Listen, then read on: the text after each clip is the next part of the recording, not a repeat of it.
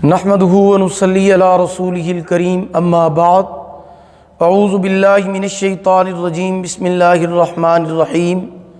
मोहतरम सामीन किराम अस्सलामु अलैकुम व रहमतुल्लाहि व बरकातुहू। आज हम बात करेंगे ख्वाब में खरगोश को देखने के हवाले से।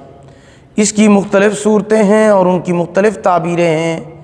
मसलन ख्वाब में खरगोश देखना, खरगोश को पकड़ना, खरगोश का गोश्त खाना, खरगोश को मुर्दा देखना वग़ैरह। इसके अलावा इसी से रिलेटेड और भी कई सूरतें हैं जिनकी मुख्तलिफ ताबीरें हैं जो इस वीडियो के अंदर बयान की गई हैं।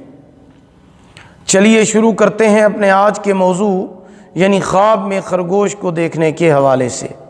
ख्वाब में खरगोश देखना शादी होने, औरत मिलने या फिर कोई और खुशी नसीब होने की अलामत है। ख्वाब में खरगोश को पकड़ना औरत नाआशना से वास्ता पड़ने या नौकरानी मुलाजमा रखने की अलामत है। ख्वाब में खरगोश का चमड़ा पहनना, अगर ख्वाब में खरगोश की खाल की टोपी या दस्ताने पहनता है तो दौलतमंद, साहिब इज़्ज़त होने, आराम पाने की अलामत है। ख्वाब में खरगोश का गोश्त खाना दौलत व अज़मत पाने, बुलंद मर्तबा होने, औरत का माल खाने या विरासत का माल पाने की अलामत है। ख्वाब में खरगोश को मुर्दा देखना औरत से जुदाई होने या फौत होने की अलामत है।